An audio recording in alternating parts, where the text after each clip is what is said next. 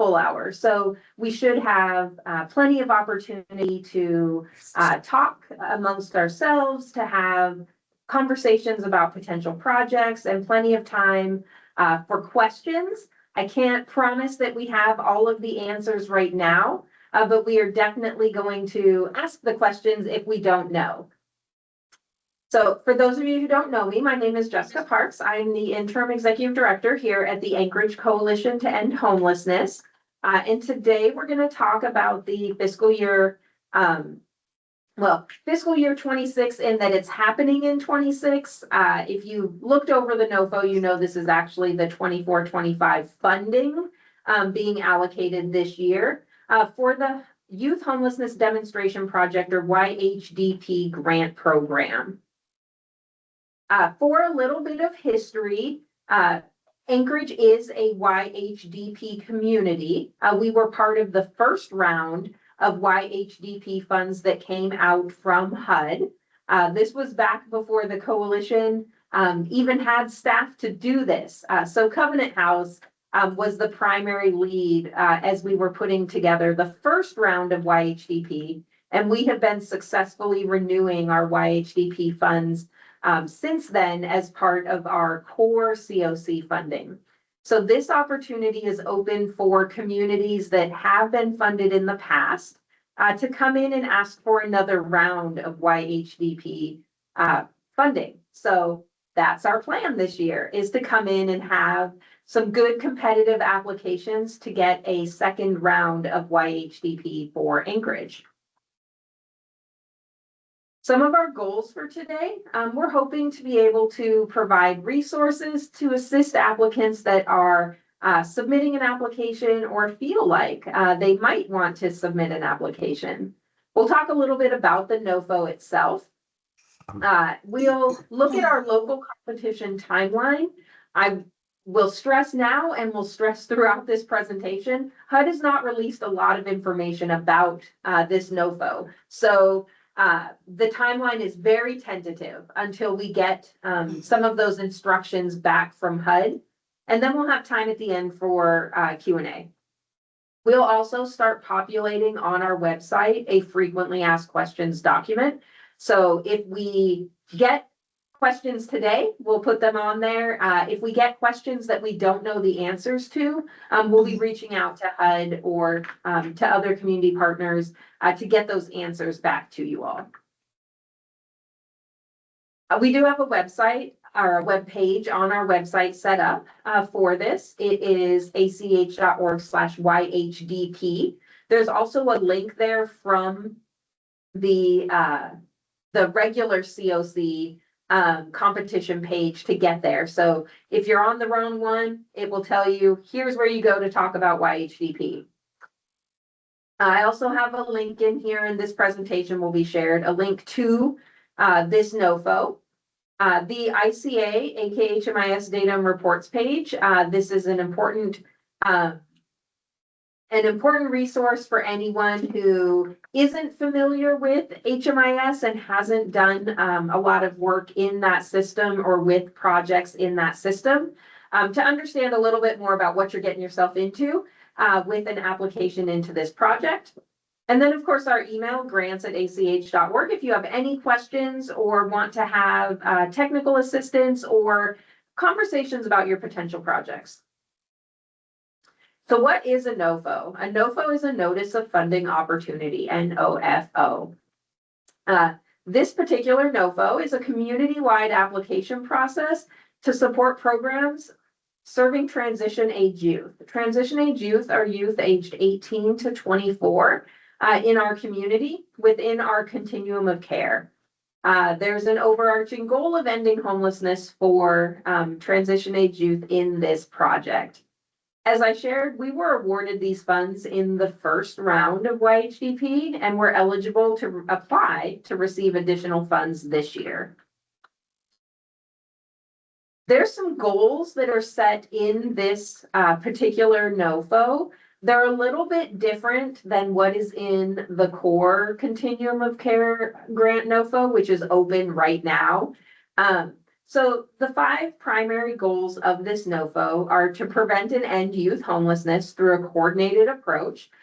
This NOFO, very similar to the core COC funding, is very focused on how you as a community are approaching youth homelessness. It's intended to center youth leadership and youth voice. In Anchorage, we have an established youth action board or youth advisory board, the YAB. So we are a bit ahead of the game in that we have already established some of the spaces in which we gather that voice of lived experience of our transition age youth. It's intended to improve the cross-system collaboration. So not just making sure that we have collaboration between our providers that are receiving the funds or operating in our homeless prevention and response system, but ensuring that we go across the entire system and have that collaboration. So for this particular grant, that's going to be intense collaboration with OCS for youth that are transitioning out of the foster care system, with healthcare providers, mental health and behavioral health, substance misuse, all of the different places where people are providing services to our youth. It's intended to expand the service options for youth. One of the core goals of YHDP has always been to have an array of services available to people. And then last, to strengthen data and system performance. Overall, HUD wants to see that we are moving people through our system and out of our system into permanent and stable housing. So doing that from a data and system performance strengthening place. If you haven't been part of continuum of care conversations in the past, some NOFO lingo. So when we talk about our consolidated or our collaborative applications, that is something that is garnered, or it's developed with community-wide input. We will ask all of the different providers and all of the different people who are operating within our system to tell us about how they're interacting with transition age youth in our community so that we can have the strongest application possible. It's submitted to HUD, which includes that community application and all of those individual local project applications. And that community application impacts our level of funding. So that is the strength of our application. We'll then be collecting local project applications. That's what you all are going to submit. So new projects are submitted by applicants. They go through a rank and review process, which takes into account our local priorities, led by our youth and our community. So that is not people here at ACEH making the decision about which projects go forward. It's a rank and review committee, and it's made up of members of the community that are not applying for funds. And then there's an eSNAPS application. So once your application has been selected by the rank and review committee, then you'll go in and put your application directly to HUD in the eSNAPS grant management system. And we'll have technical assistance available for people who haven't used the eSNAPS system in the past, or, as has happened many times in the past, eSNAPS is finicky and it's not accepting things the way we think it should. So we'll have some assistance available to help make sure everyone can get that information into eSNAPS. Some acronyms. I already talked about YHDP and COC, but just to let you guys know, in this presentation and in this NOFO, when you see TH, that's referring to transitional housing. Transitional housing are programs that are not permanent housing and are limited to up to 24 months worth of assistance to a client. SSO, that stands for Supportive Services Only. And that's a project that is only providing services or navigation to a client. It doesn't have a housing component tied to it. SO, or Street Outreach, is a type of Supportive Services Only project, and it is exactly what you would think it is. It is the teams of people that are going out where people who are unsheltered or in sheltered are, and helping connect them to the resources that are available. Sometimes that connection might be to an SSO project, it might be to a transitional housing project, it might be to a permanent housing project. It may be a connection to a treatment center or healthcare provider, but they're out there making those connections.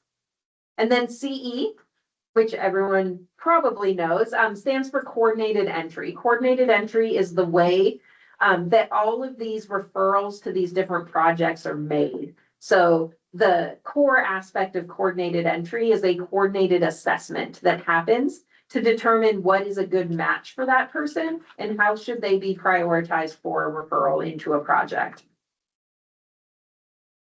So HUD has 4 core priorities in the department right now. The first is ending the crisis of homelessness on our streets. HUD has a focus area of ensuring that people are not unsheltered, that they have a place to go. So you'll see that core concept throughout this NOFO and the continuum of care NOFO. HUD is prioritizing treatment and recovery. So projects that have built in access to treatment and recovery services into their project is what HUD is looking for. HUD has a priority of advancing public safety. So looking to ensure that street outreach and services projects are coordinating with any law enforcement teams that might be out doing outreach right alongside them, or community police teams. This also means having great collaboration with all of our first responders. Here in Anchorage, that looks like the mobile crisis team, the core team, the MIT team. So having that very close collaboration between our service providers under this grant and those teams that are out. And then last, promoting self-sufficiency. So projects are prioritized and awarded points based on how they are planning to move those transition age youth through their project into a place of self-sufficiency. A couple things of note, organizations that haven't received YHDP grants are highly encouraged to apply. We want to see a wide variety of projects coming forward for that rank and review team to look at. HUD has a special emphasis on encouraging faith-based service providers. So if you're a faith-based service provider and you haven't felt like this might be a good fit for you in the past, it might be a good fit now. So if you have questions, definitely reach out and we can talk about your projects. There's a focus on treatment and recovery services, as I shared, ensuring that that is part of your project, whether it's embedded in your project or you're working closely with another provider that does that service. Having that focus in your project will make it strong. Housing first is no longer HUD's guiding principle. It doesn't mean that our community is not a housing first community, and it doesn't mean that your projects can't come forward with a housing first lens, but it is no longer what HUD is looking to encourage or require in any of their projects. And similar to the continuum of care funds, there are points available if we are offering projects in opportunity zones, or if we are operating a community focus on prohibiting harm reduction activities. There's a lot of questions out to HUD right now about what qualifies, what is harm reduction. So we will have more information to share as we get information from HUD about what they mean when they talk about that. So who is eligible to apply? Organizations that are nonprofits, state and local governments, which includes instrumentalities of state and local governments, tribes and tribally designated housing entities, or TDHEs, public housing agencies, that is Alaska Housing Finance Corporation in our state, and faith-based organization. So not eligible are for-profit entities, either as an applicant or a subrecipient, and any individuals as an applicant. So a person cannot apply for these funds just as themselves. There are nonprofit organizations that are essentially one person, but they would need to have that nonprofit designation in order to be eligible to apply. So eligible applicants need to demonstrate that they have financial and management capacity and expertise. They need to be able to demonstrate the ability to provide at least 25% matching funds. There are some waivers available for those matching funds in the YHDP projects. So if you're not able to provide that minimum 25% matching funds, let's have a conversation about how you might be able to get there, or how we might be able to apply the waiver process. The population to be served has to meet the eligibility requirements and be located in Anchorage.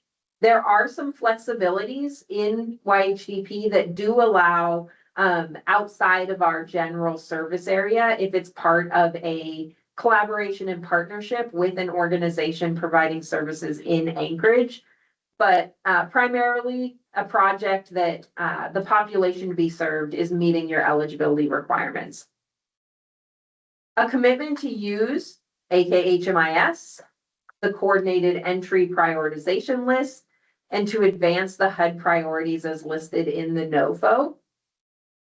There is work being done right now to establish an assessment and prioritization specifically for this subpopulation. And it's anticipated that that would be in place for these projects that would be starting in 2027 if we're awarded funding under this NOFO. So I strongly encourage anyone who is potentially applying, or you are selected for funding, to join in that work. So that we have a strong coordinated entry prioritization process for transition aid youth going into these new grants. And then last, HUD will do a risk review, which is a review of your organization's past performance and activities. HUD has 4 categories of homelessness under this project or under this NOFO. Projects are eligible to serve category 1, category 2, and category 4. There is a specific call out under category 2 under YHDP that I just want to make sure people understand. Projects also may serve unaccompanied youth who are living in unsafe situations, or families that are headed by youth, a parenting TAY, who are living in unsafe situations. So that is a very specific call out of category 2 that is eligible under this NOFO. Eligible project types, transitional housing.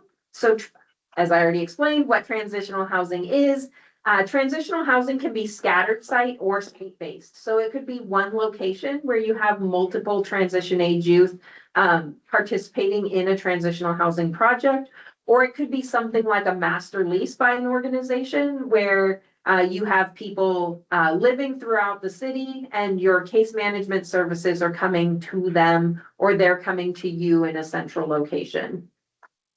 Supportive services only. So supportive services only, there are 2 separate kinds. The first is standalone, serving sheltered and unsheltered people experiencing homelessness, where you are not providing any housing or housing assistance to them. So you can't like combo an SSO project with a housing project. It does need to be a standalone project. And then street outreach, which would be serving individuals and families that are primarily residing in places not meant for human habitation. And then the last 2 project types are coordinated entry and HMIS. So project capacity review and ranking. This is how the rank and review process will look for this particular NOFO. Those local project applications need to have objective criteria and system performance. That's all built into the application as it was developed. And then the scoring is based on the NOFO and the local community priorities. There's a ranking and selection process by that rank and review committee. We are inviting new proposals from new entities, We post the application on the website.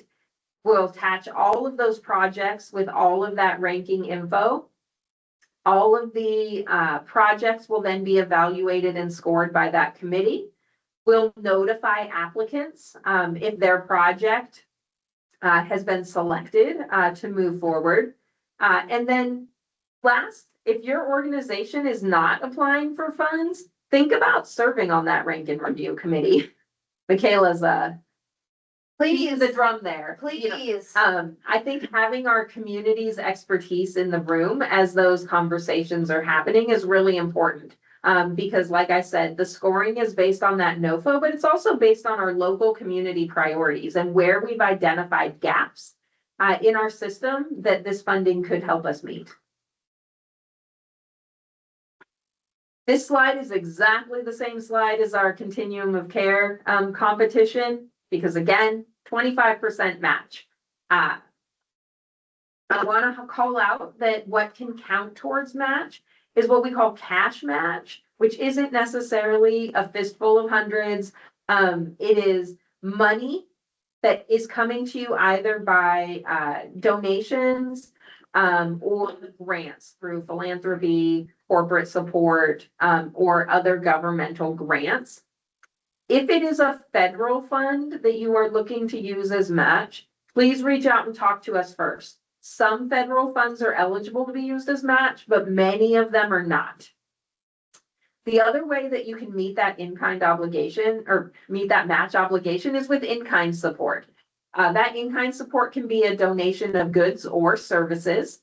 And the qualifier is that it needs to be something that is necessary for your project to happen and would have been an eligible expense to your grant. So something that is being donated to you that you now don't have to spend money on. The most common ones we see with that is services. So either a partner providing a service to you or receiving in-kind support from an individual. Goods, so things that you would have purchased with your grant that people are donating to you instead, like move-in kits, bus passes, furniture, and then supplies. So again, things that you would have had to purchase if they didn't give it to you. And then last, space or property. So if somebody is giving you discounted office space, meeting space, or space to provide your services, if you are a transitional housing project or operating, say a drop-in supportive services center, if that space is being donated to you or it's being provided to you at a reduced cost, that difference can be in-kind support. So things that aren't allowed to be used as match. Other continuum of care program funds. So if you get other continuum of care funds, you can't use those to match a new project. You also can't use the same match for multiple projects. So if you have a $50,000 grant that you are using as match for a different project, you can't count it as match for this project as well. And then last, any in-kind goods or services that aren't eligible costs. So if you wouldn't be allowed to spend your grant money on it, you can't count it as match. And then last disclaimer, if you are in doubt, ask. I'm not going to say we know all of the answers, but we can find them out together. I would much rather you ask the question about match than submit something that doesn't have an eligible source of match or doesn't have enough match and have your project potentially be disqualified for something that we could have talked about and solved ahead of time. Here's our timeline. This is a very tentative timeline, and I'm going to give you one disclaimer through here. So today, we're launching this local competition. Right now, we have an approximate date for applications to be due in early July. We are basing that off of the fact that we don't know how far in advance of the HUD due date that they're going to require us to publish those funding recommendations. They have not specified that date yet. So if it holds true to the date that, or the time frame that they have in the continuum of care funds, That would give us a deadline of July 10th to publish those funding recommendations. I'm hopeful that it does not have to be 30 days in advance and that we're able to make that date a little bit further out, which would mean we could make that date for the local applications being due a little bit further out as well. Regardless, the eSNAPS entries are going to be due the week before the HUD due date. So we're going to need to have everything into eSNAPS no later than August 4th so that we can pull all of that together for our submission to HUD.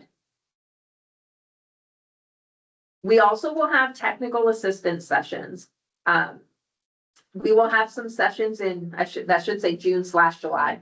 In June and July, these are the technical assistance sessions that are already scheduled for the Continuum of Care grant competition.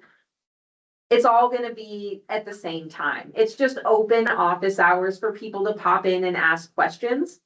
If we see a need to have a YHDP or COC specific technical assistance session, we'll communicate that out to you. But for right now, the plan is just to have all of that technical assistance be together. If we are able to push that submission date out with the HUD timeline, we will likely add another technical assistance session for you all there. And then we'll have an eSNAPS technical assistance session if people are having trouble with eSNAPS in early August to help people make sure they have everything they need to get that all submitted.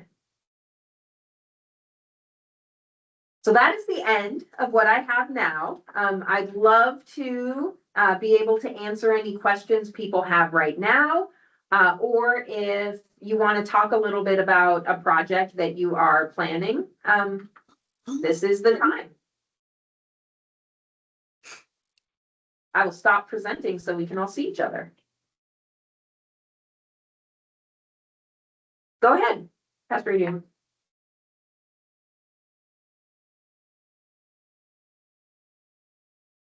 Can you see my hand or can you hear me?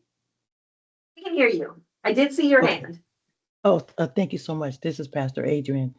In the beginning, you mentioned coordination and collaboration with other organizations. So if another organization has already qualified or applied for Continuum of Care in the past and was granted, and so they're already in the system, can a new organization, someone new to this process, partner with them? And if so, how would you submit for this grant? Not the NOF that we talked about last week, but for this particular grant, how would an existing organization partner with a new organization? Great question. There's two different ways that can happen. It can happen as an application by one of the organizations that is just naming and documenting that partnership with the other organization, or it can happen by what is called a subrecipient relationship, where you have one person applying for the project, and then, for example, let's say the supportive services are going to be offered by a second entity. They would be a subrecipient. And so you would name them in your application as the person that you are passing some of your grant funds through to. And then they would have those same obligations. They would have to be an eligible entity. They would have had to have been able to have gotten the funds on their own in terms of being an eligible applicant. So you can do it with a subrecipient relationship, or you can just name it as a partnership organization. And I think the key difference would be if we're talking about funding. So a grant for $100,000 and $50,000 of it is going to be passed through to this other entity to perform services under that grant.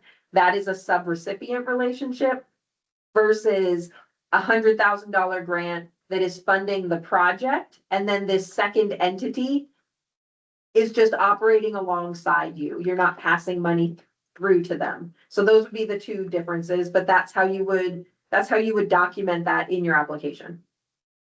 Thank you so much. The other part of my question is, in your meeting notes in the beginning, you said mainly the recipients have to be functioning here and providing services in Anchorage. if you're a new organization and your location is here in Anchorage, but your partner is outside of Anchorage, is that allowed? But you are serving your population here in Anchorage, but Yes. someone So that you might partner on with. the surface, my answer would be yes. I'd want to dig in a little bit more to understand exactly what was being proposed to make sure the answer is yes. But on the surface, yes, the answer would be yes. Thank you so much. Go ahead, Felicia. Hi, everybody. With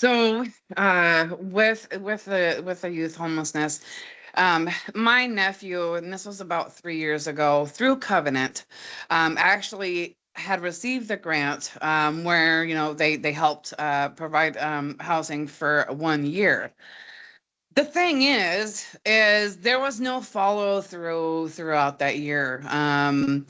So 3 years later, guess where my nephew is now? Homeless. Um, so yeah, I just, I just kind of wanted to kind of put that out there now, not at any fault of anyone else outside of my nephew and his lack of, self-sufficiency and all of those other things. So I am not saying that anyone outside of him is at fault, that the services or anything like that.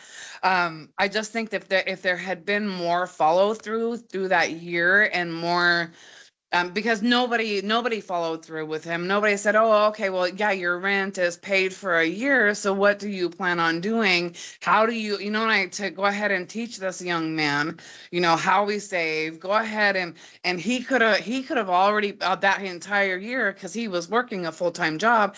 You know what I mean? But there was no one to show him. And 3 years ago, just so you know, I was homeless myself and a whole world. So I wasn't in a position to be able to help my nephew. So I think that when we do these things and we fund these individuals, I think more follow through needs to happen, especially with the youngsters, because they're young. And a lot of them, when you're talking about these youngsters, we need to remember what kind of family life that they're coming from. We need to remember that the reason they're homeless. They didn't have a stable home life. They weren't taught how to be self-sufficient, how to save. So quite frankly, it ends up for the community to be raising, these 17, 18, 19, 20-year-olds. So I just kind of wanted to put that out there. And then this is the second time that I've heard eSnaps. Where can I get some information? Because I have no idea what an eSnaps is. Where can I get information to educate myself? I'll send you some information about it. Essentially, eSnaps is a database where HUD and other entities or other federal departments use it as well to submit applications. So there's a couple different ways that people can submit federal grant applications. eSnaps is nice because it allows you to roll multiple submissions up into one, which is why HUD uses it for the continuum of care funds. But I'll send you some information, and then the other thing that you could do is come to one of the eSnaps technical assistance sessions, because what I can do is log in to eSnaps and show people, like you click on this folder and then you put this information in. It's a little bit challenging right now because HUD hasn't loaded this application into eSnaps yet, so it doesn't show up for people to even look at. But I can send you some of that information. Okay. On Yeah, your definitely. On your first statement, I do just want to stress that part of this application is for the applicants to give a narrative response about what their plan is for that. So how are they following people through the process?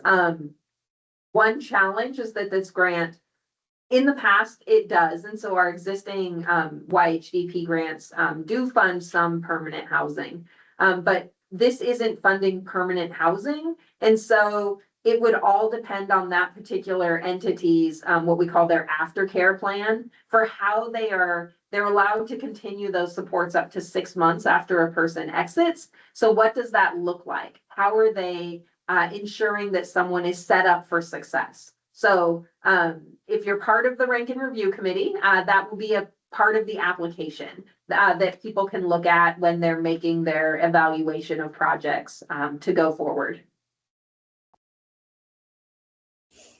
Go ahead, Grace. Thank you. Hey, good morning. Thank you so much for this. Couldn't be better timing. I did have just a technical question, and of course I'll digest everything for the grant application. What about land that is a long-term lease? Is there any prohibitions? So you let's say- can't, yeah, so you can't use these funds to make capital purchases. They could be used to lease property. Okay. If it was just bare land, are you thinking that your project would build something on the land with other sources, and so you just needed to pay that underlying lease payment? Yeah, that should be an eligible expense. Yes, correct. Yeah. And it would definitely be something that in the university district where, yeah, so I'll tell more in the grant application, but thank you for this. So that was the key question was if there was any prohibition of leased land, of improving leased land by the nonprofit. Yeah, the improving side could be like it can't be any kind of capital expense. So you couldn't use these grant funds to like put in utilities or anything like that. But as No. part of your ongoing operations, that would be an eligible expense, an operating expense. And I assume you're talking about transitional housing on the property? Correct. Okay. Can I have a follow-up question? Yeah. So if the proposal was something that Rasmussen Foundation wanted to get a part of, that there's no prohibitions to that either, correct? No. We strongly encourage projects that have other investments into them because what this grant can pay for is really limited to like those ongoing operations costs, which are the Right. things that most people don't want to fund. So it's a really nice combination when you have someone who is willing to fund the capital side of a project, that this can come in and help fund some of those ongoing operating expenses. One more question. For the case management services, do the case management providers need to be, can they be graduate students in the, for example, the UAA social work program? Can they be I part would of not it? see, I would not see a problem with that. Okay. There's no HUD regulations that say the case management has to be like an LCSW or anything like that. There's no requirements like that. There's Okay. a multitude of options that people have chosen. There's I've seen projects that are very heavily focused on peer support, and I've seen projects that go all the way to a very clinical project that has a clinician doing working on your treatment plan. So I've seen all aspects of that. Okay, fantastic. Thank you so much.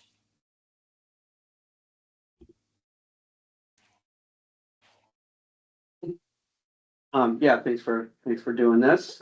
Last minute, of course, but well, HUD's Like most yeah, things HUD everything does. HUD's doing. Do you, it seems like a little bit of a complicated formula on the award amounts for communities. Mhm. Have you done kind of a preliminary calculation? What do you think? Yes, so I did a preliminary calculation based on what they put in the NOFO. I got about 1.2 million. Just this morning, there's a calculator on the YHDP site that when I selected Anchorage, it said like 600,000. So I'm anticipating it to be somewhere in that window there. There's many things broken about that calculator, and so I don't want to trust it right Yeah. now. But it at least gave me about a floor to be looking at. Yeah. I do anticipate there being something more formal from HUD saying this is how much your community would be eligible for. Right. do you have an idea of how many different projects as the applicant you want to push forward? We're not designing it with any kind of like, project cap right now. So I think the rank and review committee wants to have that freedom to be able to look and say, do we want to fund more, one big project, 3 or 4 smaller projects? I would encourage everyone, if there's any scalability in your project, put that in your narrative somewhere to where if it is something, say, here's an application for a $500,000 project, but it could still go at a smaller scale down to 300,000, or something along those lines, so that that rank and review committee can have that opportunity to engage with the applicants to say, we really like your project and we really want it to be in the priority listing, but we ran out of money. Right. And could you do something at a smaller scale? So if you're able to put that into the narrative, that would be great for them to be able to consider. And one more question. Do you know, do you know if the state's gonna apply also? For the balance of state? I do not know. My first indication was that they said they would. But that would put us in competition with each Right. other. So that is a conversation to have with them, because I don't think we want to compete with each other. Right. We want to have complementary projects.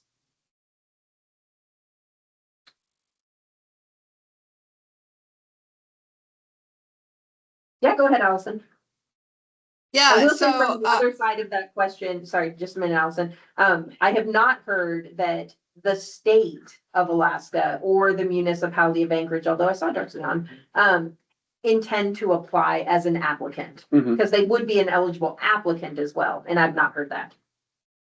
All right, go yeah, Allison. if they did apply, Pastor A, you might consider also the opportunity to be in that YHDP, right? Like, if your provider is outside of the Anchorage area, then balance of state covers everything with the exception of Anchorage, right? So, it's just it's a thought, right? Depending on where you might be able to get the resource that you need. Yep, that's a really good point, Allison. It goes both ways. So a balance of state applicant who has a partner in Anchorage could also have that flexibility.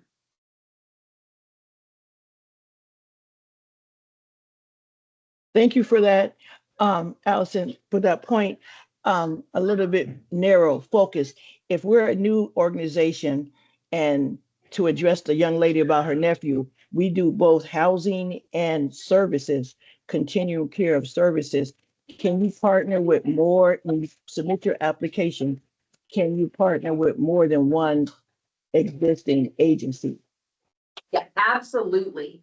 And the other thing that I think we don't always necessarily talk about at this stage in the process, but we know that when, especially a new project, what you put forward as the ideal state, this is what we want to do. A lot can change between now and those awards actually being issued.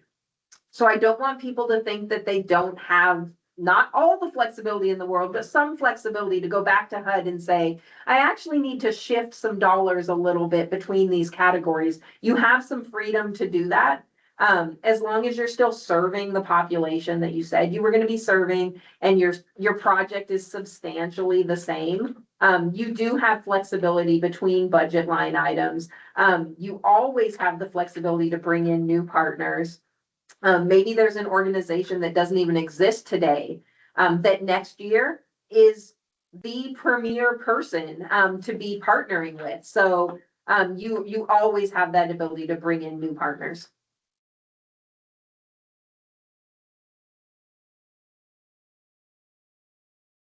Thank you, ladies.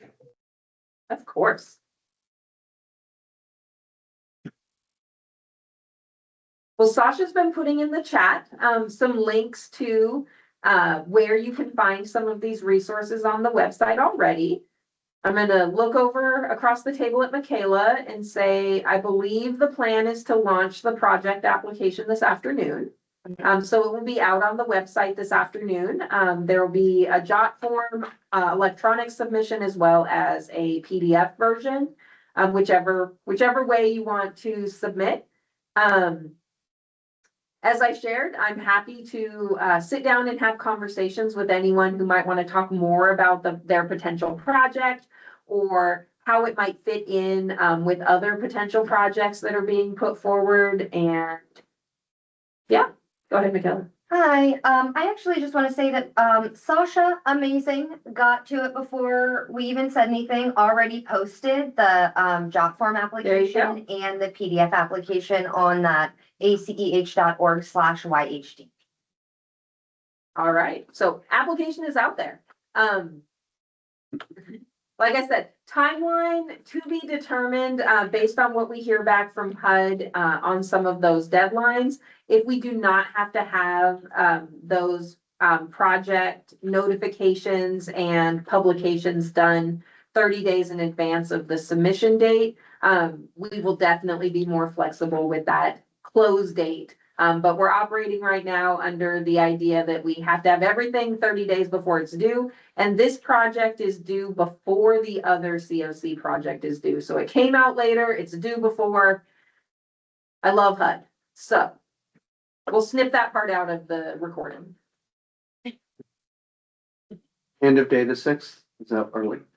That's what I originally put. It is fairly, like, it's all flexible. It's all Sure. pivoting. I'm trying to give folks as much time as humanly possible to complete the application, but I also need to give the rank and review folks as much time to read them. Yeah, I'm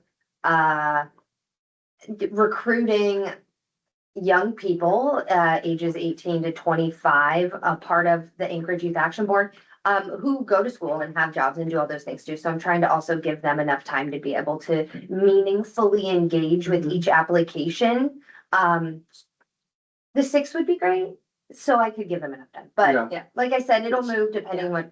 And I'm very yeah, the hopeful. 4th of July weekend, obviously, Yes, but I'm very Yeah. hopeful that HUD doesn't have those same timeline restrictions on this particular NOFO, especially because it was launched later, it's due earlier. yeah, They really haven't been as forthcoming with guidance on this one as they have been with the other COC competition. And well, we all know how forthcoming they've been with information on that one. So this one has really been challenging to try to get information out of HUD about, but I think if enough people are flooding them with some of these questions, eventually they'll have to answer them.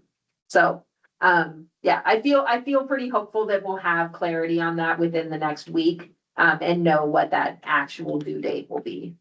I hope so. Speaking about the application and how it'll be ranked and stuff, if you are not applying for the YHDP, like Jessica said, please shoot me an email if you're interested in being on rank and review. I'll have Jessica put my email in the chat.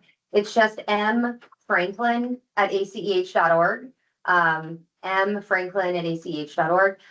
If you would like to be a part of rank and review, again, please reach out to me. I think it's going to be about a turn and burn type of process. But really as many folks who are participating in that would be great. So just let me know. Thank you. are you gonna apply for YESI? So we have had that conversation internally. I want to talk more with the partners who would be part of a YESI application before we decide on that. If we do that though, everyone in this meeting and more will be part of that. I think as everyone knows, we are through the balance of state a YESI recipient right now. So in order to put in another YESI application, we would have to be coming up with a new improvement that isn't part of the improvements that were in our existing YESI. So definitely feeling out ideas for what people see as a potential YESI project and make that decision. But we are eligible to apply for another YESI. Right. I think I spelled that right.